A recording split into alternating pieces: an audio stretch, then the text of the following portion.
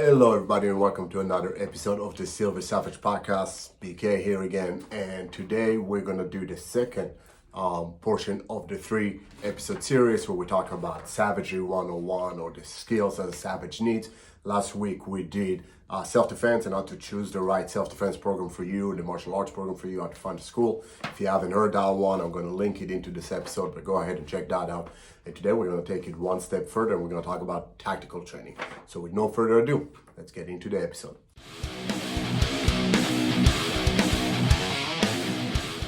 All right, so I'll be honest, probably one of the most common questions I get always is, what is a good tactical training? How do I find good tactical training? And my answer is usually, well, first of all, define what tactical training is for you. Are we talking about firearms? Are we talking about survival skills? Are we talking about room clearing and entries? Are we talking about medical stuff, right? So there's so much that goes under that tactical umbrella that you guys have to make up your mind and decide, okay, this is what I want to concentrate on, or these are the elements or the blocks that are important for me, and then you can go and find appropriate schools. So I'm going to break it into what I consider to be the main three things, right? So we're going to talk about firearms training, because that's obviously kind of an obvious one when we talk about tactical. And we're going to talk medical, because honestly, in my opinion, medical training as a civilian, that is where you can add the most amount of value, right? So if we talk about an active shooter event or so forth, one of my fears always is that a civilian, well-intended and maybe even well-trained, but probably not to the extent that's needed, potentially is going to cause more damage than good if they try to intervene. But, and by the way, we're going to talk about in a second, I'm not trying to sway you away from intervening, more power to you. But I do think there is a lot of value in knowing trauma care and actually being able to save lives. I think we lose more lives for lack of care than from not engaging the shooter.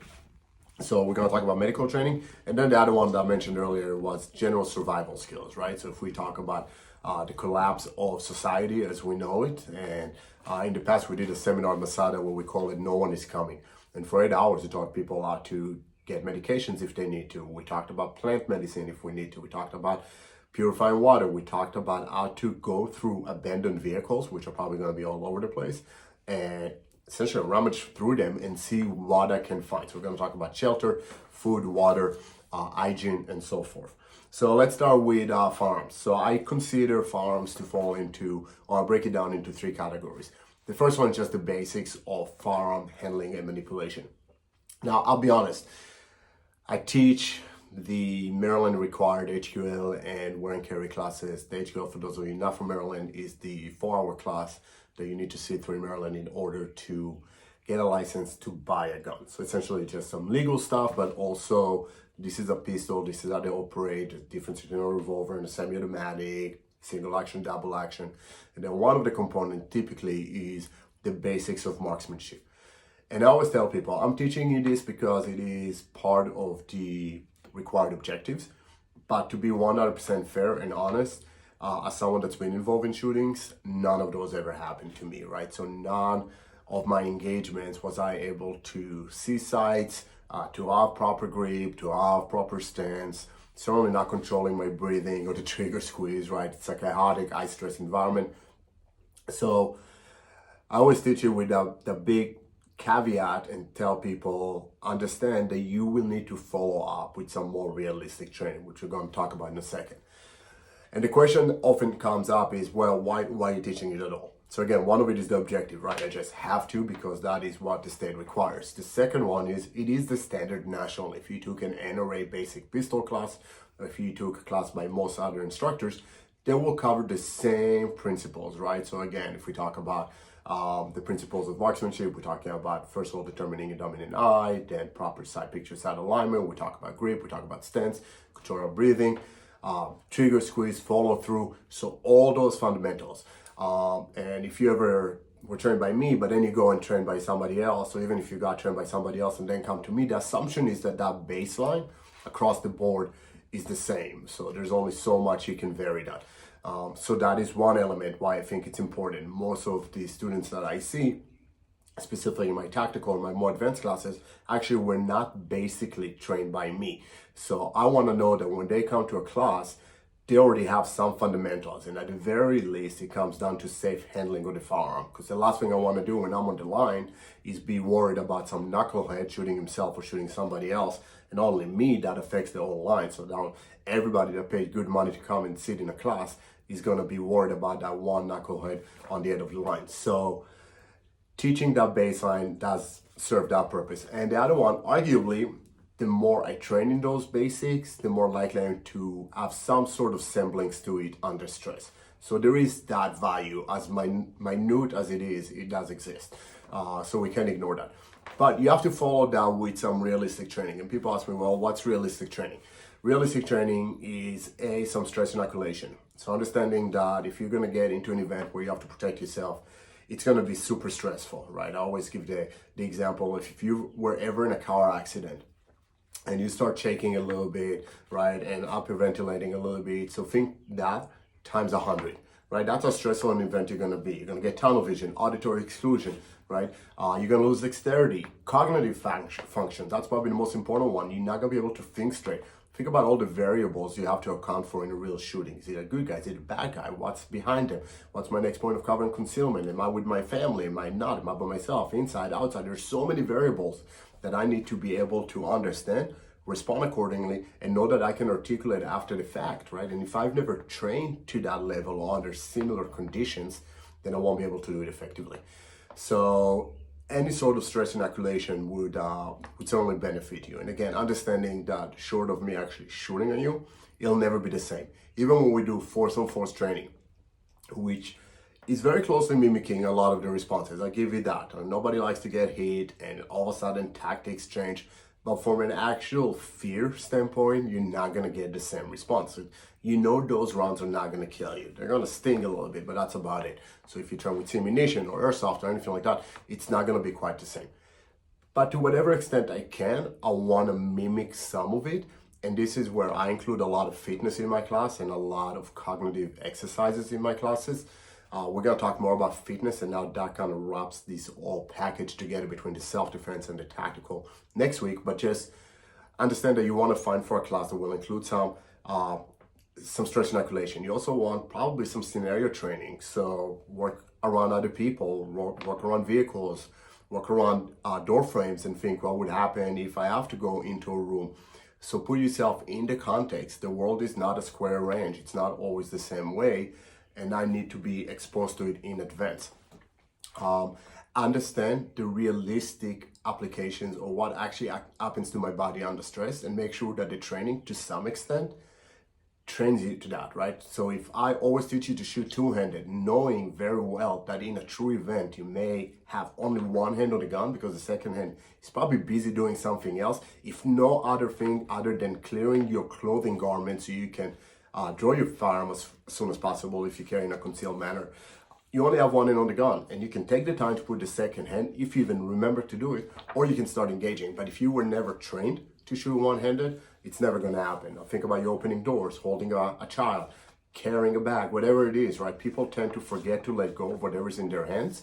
And if you were never trained to shoot one-handed, it's not going to work. So make sure your training incorporates some of that into it.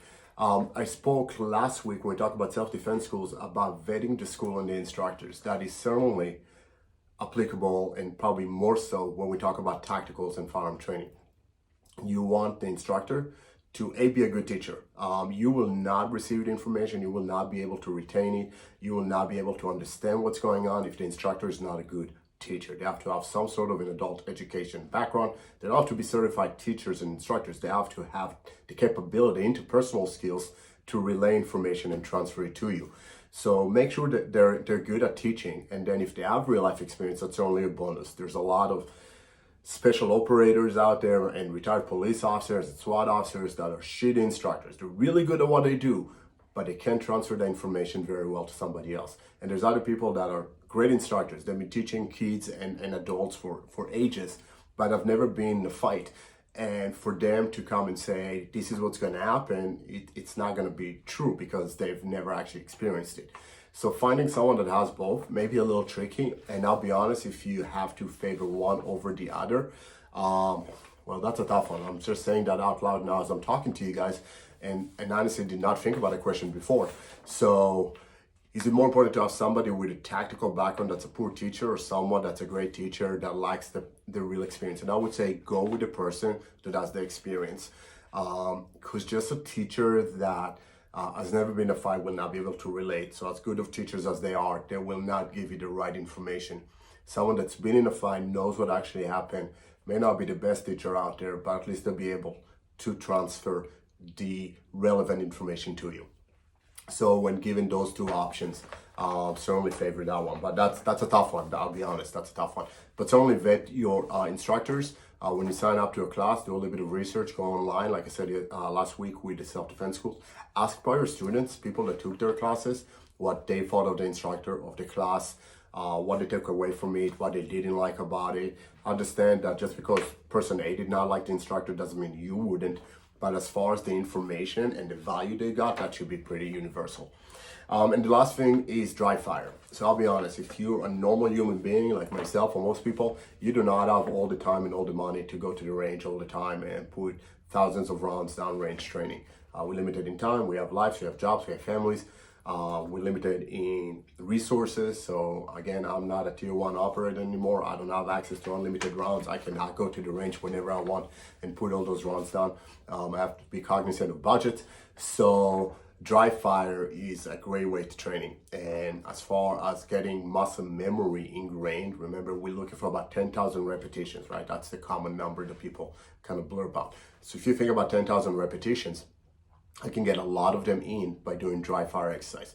Just practicing drawing my gun from concealment, just practicing presenting the gun, right? So everything short of understanding or feeling the recoil, I can do using dry fire exercises. We're big fans at my house and at our gym of using the Mantis system, so laser marker. The Mantis specifically comes with an app, and it does a lot of cool features in it that will give you immediate feedback. But honestly, any add-on tool, and even no tools at all, just have your pistol, make sure it's clear, make sure it's safe, right? I always tell people, if you're gonna do dry fire training, find an area in your house that is sterile, that you never introduce ammo to, just to be on extra caution, because I'm tired of hearing of stupid accidents, people training or thinking they cleared a gun and they didn't, and rounds going off. So just clear your gun, go to an area that's safe, have a ritual before you start, so it's always consistent, and never introduce real ammo to that area. Train there, and then make your gun ready again when you're done. Now this is what I also tell people. I use a ratio of 1 to 4. I go to the range 1 time for every 4 times I train dry. And really the range is an opportunity for me to confirm that my dry fire training was efficient and effective. So I need to get a feel with a real gun, with real recoil, and see what happens. And if I can replicate my dry fire at the range, then everything I'm doing is correct. If for whatever reason it's not replicated, it is not the response I was looking for, the outcome I was looking for, then I need to reassess and reevaluate my dry fire training, because there is a risk we get 10,000 repetitions in, but they're the wrong 10,000 repetitions, and now it's going to be even harder for me to break another habit to establish a new one. So about every 4 times, go to the range, get a few rounds down range, see that what you're doing is working, go with a purpose. So don't just go to the range, take some ammo with you and just blink around and make sure you're on paper. That defeats the purpose. It doesn't defeat the purpose. It's a waste, right? It's a waste of time. It's a waste of ammo. Go with a purpose. Go with a drill. 1 drill, maybe 2, and that's what you do for that day. You don't have to spend hours at the range. You have to spend about 30 to 45 minutes following a drill, recording it, so you have something to compare to as you progress, and make sure that you're actually making improvement, and then call it a day. You don't have to spend more time than that over there. It becomes more manageable, and honestly becomes more efficient. So go ahead and get that training done. So that's as far as firearms is concerned, right? The second thing would be the tactical element, and I'm gonna semi-tie to firearms, because obviously if I'm doing some sort of a tactical response like a room clearing, there's gonna be a firearm component associated with it. But take everything and put it in context. You guys all have a house or an apartment, you have the perfect training opportunity, not to mention that is probably realistically where you would have to employ those skills. So learn the angles in your house or apartment. Where can you take a shot from, where you can. I need to know where my kids' rooms are in relation to my room, so I know what the backdrop is at any point in time, right? I need to understand how to move through open spaces. What kind of obstacles do I have in the way? understand that your biggest advantage on your own home is that you know the layout. If you did nothing but cut the power, and it's never truly dark, but dark enough that you can still find your way around because you know where the couch is and where the coffee table is without running into too much stuff, the bad guy doesn't. So take the opportunity to train it, right? But if you can find training that actually teaches you proper threshold clearing and proper entry techniques and proper searching techniques, it will certainly add a lot of value, God forbid you ever have to use these skills. The second one is medical. So as I mentioned earlier, I think medical is probably where the highest value that a civilian you can contribute. A lot of people that I know take a basic first aid, CPR, AD classes, and I think that's great. I will say that if we're training for the purposes of trauma, we have to understand that we don't do CPR in a trauma event, and most CPRs are ineffective unless you can introduce a defibrillator in there anyways. So understand the limitations of the training. Another training that became very popular, and I don't want to take away from it, is Stop the Bleed. Department of Homeland Security put that out. It is free training. It is accessible to everybody. Find a place close to you and sign up for a class. The problem with it is that it is very heavily focused on using tourniquets, which became very popular after our wars in Iraq and Afghanistan. I think tourniquets are a phenomenal tool. But a research that was published in 2018 said that actually in civilian shootings, most of the shots go to torso and head. And if we talk about active shooter events or street level crimes, that's what happens. Tourniquets are good for extremities, arms and legs. And if we have to be honest with ourselves, we don't shoot anybody in the arms or leg, right? We shoot center mass, so probably going to get torso, possibly head. So in those cases, I need to have other tools available to me. So learning how to use chest seals and pack wounds and other pressure bandages, and even small things like splinting and securing limbs and so forth become super important. So if you have access to a trauma dedicated class, so the common terms is TCCC, TCCC, or TECC, Tactical Combat Casualty Care, or Tactical Emergency Casualty Care. Those are classes that were put up by the Department of Defense as results of lessons learned in combat war zones, but the TECC was then applied to first responders, so mainly police and some fire EMS, but those classes are available to the public as well. So find one and take advantage of it. A good class will also incorporate the firearm component into it. So if we talk about self-aid, me defending myself and then treating myself, or body aid, dealing with my partner or a loved one or somebody else, if I can include the firearm, the tactical element, engaging a target, making sure target is down, and then dragging people to safety and then treating them, now we have the full package in a sense. So look for classes like that. Oftentimes they'll be known as TEMs, Tactical Emergency Medicine. So if a company doesn't want to fall under the protocols or the strict guidelines of TCCC, they'll kind of develop their own, and that is fine. Again, just like anything else, vet the instructor, vet the class, and if they're good instructors, good experience, they have the credentials, then by all means, I don't care what they call it, get the training. Last one, sorry, I'm looking at my notes because I'm trying to be more prepared for you guys. I'm trying.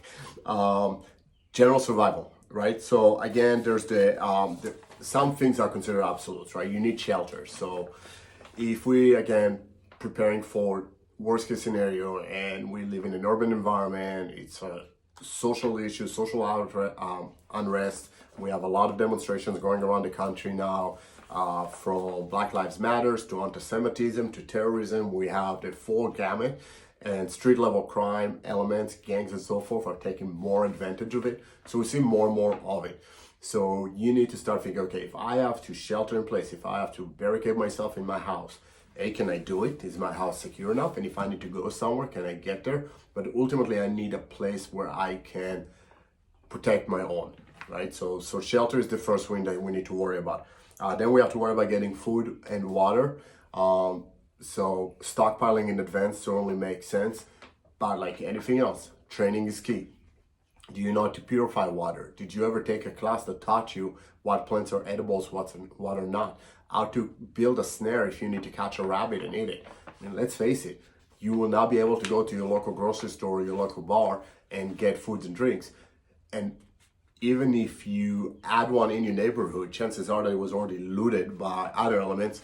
So you may not have a lot of access. So if you did not stockpile enough in advance, and even if you did, it will last you for a limited amount of time. It can be a week, it can be a month, it can even be a year, but at some point you're going to run out of it. So you need to know how to manage that afterwards. So there's a lot of good classes out there. There's got a lot of good survival instructors out there.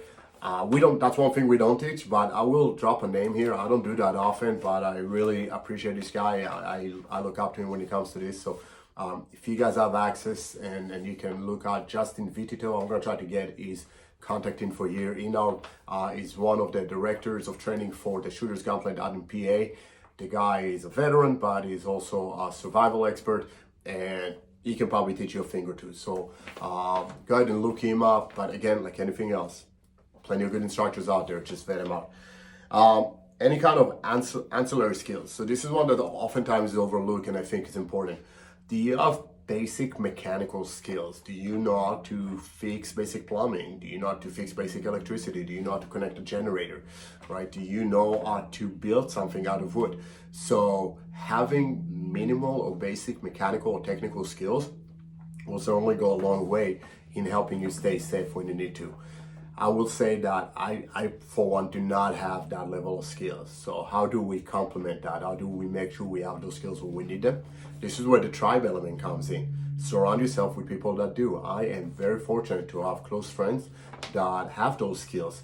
And we know the division of responsibilities. If we need to go ahead and shoot at people, that'll be me. I teach them how to shoot also so they can support me, but I know that's my responsibility. But if I need to hotwire a car so I can bolt out of here, then I don't know necessarily how to do it. I used to back in the 90s. Cars are a little different now. So I'm dependent on other individuals to do that for me, or at least help me through the process. So certainly learn those skills or surround yourself with people that have those skills. What else do I have there? So talk about building networks and building tribes. It is a bullet point here, so I kind of got ahead of myself a second ago, but tribes are key. Nobody ever won a war alone, and if you think of a survival event, right, your tribe is what's going to keep you safe. You think about special forces groups even, right? They don't work in teams of one. You don't have a rainbow. You have a special forces team or a unit, right? And those elements, a squad, whatever it is, those are, even a fire team, 4 people, right? Even those are dependent on each other for mutual support. Your team may be your family, but it may be people around you, your neighbors, your friends. Think geography also. Maybe my team is not necessarily geographically close to me, so maybe I have 2 teams. Maybe I have a team that helps me here, but then we go to a secondary location where I have a second team of people that have additional tools or skills that I can benefit from. So start looking around at your close circles and figure out who can be part of your network, who can be part of your team. Make sure that you share the vision, that you share the idea of what would happen if, right? Because actually that's a wrong statement. It's not a question of if, it's a question of when, unfortunately. So do they share your vision? Are they sheep or are they sheepdog? And are they people that are going to help you, or are they people that are going to be a hindrance to you? I said in the past in the podcast, but everybody says, well, if something happens, I know where to go. I'm going to BK's. I'm like, the fuck you are?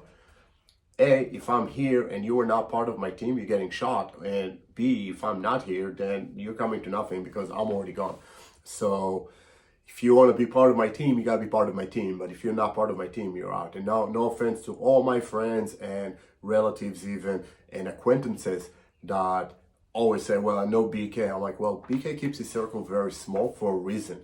I will help you build your own circle in advance before shit happens. But once shit happens, don't come to me. I'm no longer here and I don't know you. You have not been introduced to my little circle. So take that for what it is, right? Build your teams. That is really what I have in terms of the tactical element. Key, if you took anything out of it, is SIG training. Training is large. We talked last week about self-defense, going hands-on, and that is one element, but everything else, firearms, tactical, medical, technical, survival skills, right? All of it is another element that we need to seek training. I constantly try to learn from others. I'll be honest, I don't take nearly as many classes as I would like to because life gets in the way, but that is at the moment, as I'm saying that out loud, that's just an excuse. I should certainly invest more myself. I keep relying too much on my old habits and my old training, but there's so much new stuff that I should probably seek training as well. Not probably, definitely. So I'm certainly going to go ahead and do so. I want to encourage you again to keep submitting questions and comments. Anything that you guys want me to talk about, let me know. A little bit of a heads up, I have a few very interesting guests coming. I'm not going to divulge who they are now. I have about 4 interviews lined up. Hopefully I can record them soon. So as soon as I finish with the next episode, which is about fitness and how that translates to Savagery, I'm going to start dropping those interviews in as well. People that are internationally known for what they do and honestly complement perfectly everything that I've discussed last week, this week, and we'll discuss next week. So look forward to those. In the meantime, as always, stay savage.